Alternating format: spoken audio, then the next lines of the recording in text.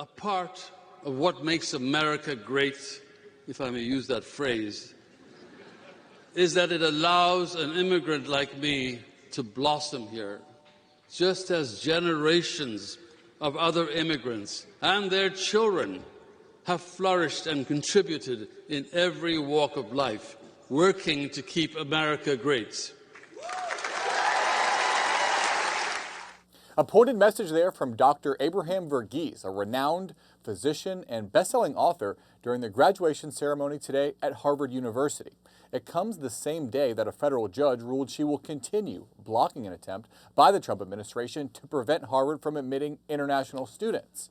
It's the latest salvo in an ongoing battle between the president and one of the country's most storied educational institutions.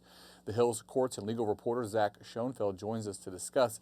Zach, first things first, why is the administration trying to do this?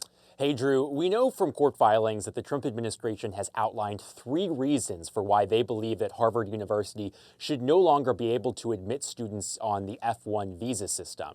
The first reason that they gave is they say Harvard hasn't been following various reporting requirements that are required by federal regulation. But the second reason is the one that's gotten the most attention. They say that Harvard is not doing enough to combat anti-Semitism and is making an unsafe environment for Jewish students on campus. And then the third reason that we've heard from the administration is they've taken aim at some of the financial agreements and different arrangements and collaborations that the university has with foreign entities overseas.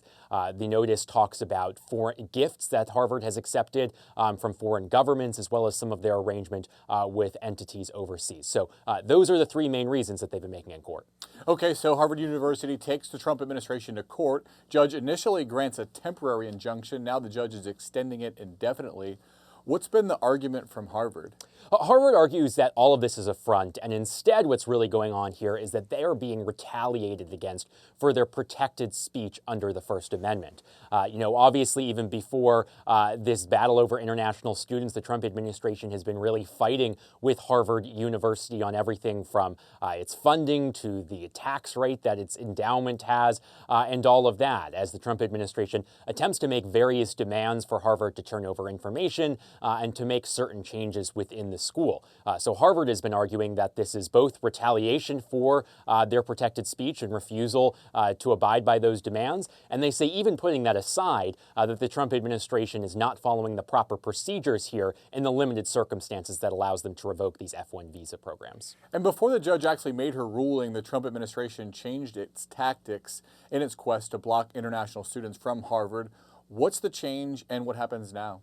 Yeah, so this change has to do with the procedure that I was just talking about, where Harvard came into court and said, even if the Trump administration was allowed to do this, they said regulation requires them to follow certain procedures. They have to give notice to the school. They have to give 30 days for the school to attempt to contest the evidence and the allegations that I just outlined a moment ago. But Harvard said that the administration didn't do any of that.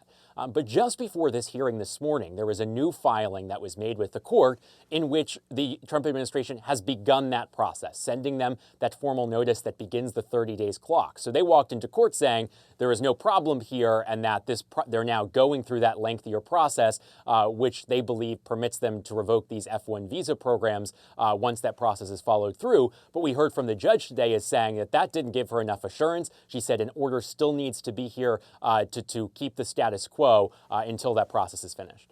So for now, I guess Harvard can still admit international students, but according to the school, the impacts of the Trump administration's actions are already being felt. That's right, and that's why you saw Harvard rush to court so quickly after the Department of Homeland Security had notified the school that they would be removed from the F-1 visa program. The suit came in a matter of hours. They sought emergency relief. The judge, that very same day the suit was initially filed, issued an initial temporary order preventing the Trump administration from doing anything until she could hold this hearing today. But really just goes to show that the speed of this case just goes to show the stakes here, as Harvard argues that this is impacting real students on the ground. Of course, you played the clip there from graduation today. They're getting ready to go into their summer term and warning that if the Trump administration is allowed to proceed here, that students will have to pretty much immediately have to transfer to other institutions. Now, as you mentioned, this isn't the only legal battle between Trump and Harvard. The administration is seeking to withhold $3 billion in federal grants to the school. Harvard is also challenging that in court.